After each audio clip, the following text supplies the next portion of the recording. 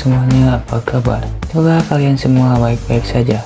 Kali ini saya akan merangkum film kisah nyata dari sang legenda Pablo Escobar. Baik, tidak usah berlama-lama lagi, langsung saja ke alur cerita filmnya dan selamat menonton. Film diawali dengan memperlihatkan seorang jurnalis wanita yang bernama Virginia. Ia adalah orang yang paling dekat dengan Pablo Escobar dan akan membeberkan siapakah Pablo Escobar yang sebenarnya, serta apa kelemahannya. Paulo would have laughed at that too. Scene berpindah kepada Pablo Escobar yang sedang motoran bersama anak buahnya, hingga salah satu anak buahnya tidak sengaja menabrak kuda liar.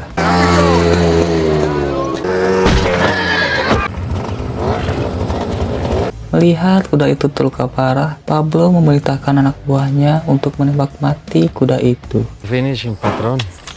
Do it, pelao. Cerita berpindah ke rumah kediaman Pablo. Pablo mengatakan kepada Victoria, istrinya, kalau ia akan mengadakan sebuah pesta, yaitu untuk merayakan 2000 rumah yang berhasil dibangun untuk orang miskin di kotanya. Sebelum acara itu dimulai, Pablo menyuruh anak buahnya untuk membersihkan namanya di kepolisian, karena sebelumnya Pablo telah membunuh 2 anggota kepolisian. Dengan imbalannya, Pablo akan memberikan uang yang cukup banyak. Burn the building down if you want. You have 30,000 for expenses, for traveling, for ammunition.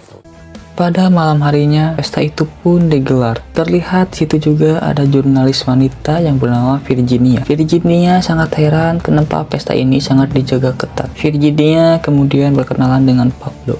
Pablo sendiri sudah tahu dan sering lihat Virginia di TV. Pablo memberitahu Virginia bahwa pesta ini untuk merayakan keberhasilan pembangunan 2000 rumah. Pablo juga mengajak Virginia untuk melihat pembangunan 2000 rumah. See it, I'll show it to you. It's good for the country.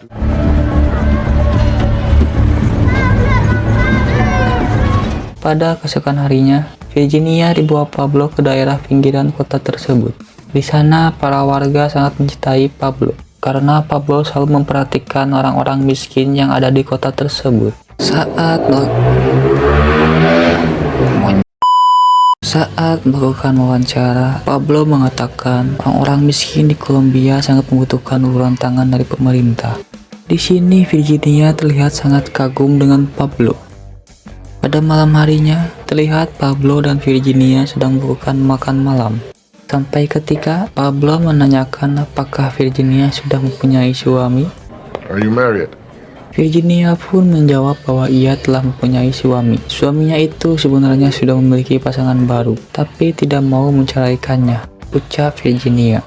Hingga pada keesokan harinya, suami Virginia yang sedang bekerja di rumah sakit didatangi oleh sekelompok orang yang tidak dikenal dan dipaksa untuk segera menceraikan Virginia. Beberapa hari kemudian, Virginia diajak Pablo ke sebuah pesta. Pablo tak segan-segan mengenalkan Virginia ke orang-orang di sana. Virginia akhirnya tahu mereka adalah para mafia kartel. Namun Virginia merasa dilindungi dan nyaman berada di sana. Virginia semakin terpesona ketika melihat Pablo memimpin pertemuan bersama kartel lain. Di sana Pablo membagi wilayah perdagangan. Kartel miliknya akan mengambil wilayah Florida, sementara kartel Cali mendapatkan wilayah New York. Namun harus membayar pajak kepada Pablo. Di sebuah jalan tol di Florida, terlihat ada sebuah truk trailer yang menghalangi jalan. Tidak lama kemudian, ada sebuah pesawat mendarat di jalan tol tersebut, yang ternyata pesawat itu mengangkut kokain milik Pablo. Lalu para anak buah Pablo segera mengambil barang itu dan mengedarkannya di Florida.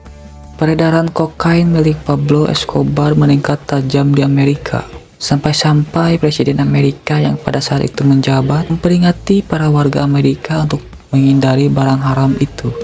Presiden juga mengutus agen terbaik untuk menyelesaikan masalah tersebut. Agen tersebut bernama Shepard. Shepard juga bertemu dengan perwakilan Kolombia. Perwakilan Kolombia itu menjelaskan kalau mereka sangat kewalahan menyelesaikan masalah tersebut, mengingat para hakim pasti sudah disogok atau dibunuh jika berurusan dengan kartel. Sebagai solusinya, mereka akan membuat aturan untuk mengekstradisi para penjahat Kolombia, yaitu untuk semua terdakwa narkoba Kolombia akan ditindak dan dihukum di Amerika. Kabar itu pun terdengar oleh Pablo dan para kartel lain. Pablo berencana akan masuk ke dunia politik agar perjanjian ekstradisi tersebut dapat dibatalkan. Kemudian Pablo dan anak buahnya mendatangi calon perwakilan rakyat yang akan mengikuti pemilu. Pablo memberikan uang yang sangat banyak untuk kampanye. Dengan syarat Pablo diangkat menjadi senatornya. Hingga singkat cerita, kandidat itu pun terpilih dan Pablo pun menjadi senatornya. Ketika di rumah, Pablo mengajarkan anaknya untuk mencintai dan memperhatikan rakyat kecil. Pablo juga mengingatkan kepada anaknya untuk jangan pernah menggunakan narkoba. Muy bien, mijo. Cerita berpindah kepada para petinggi pemerintah Kolombia yang sedang melakukan rapat. Salah satu menteri kehakiman mempermalukan Pablo dengan mengatakan uang kekayaan Pablo dari hasil penjualan narkoba dan membuat negeri Kolombia sangat malu. Yang padahal menteri itu menjabat berkat dana besar yang Pablo berikan. Di sana Pablo terus dipermalukan sampai para pejabat yang lain mentertawakannya. Kejadian tersebut terdengar oleh semua warga Kolombia, termasuk Victoria, istrinya. Victoria sendiri sudah melarang Pablo untuk terjun ke dunia politik. Kejadian itu pun diperbuluk dengan surat kabar yang memberitahu kalau Pablo waktu dulu pernah membunuh anggota kepolisian.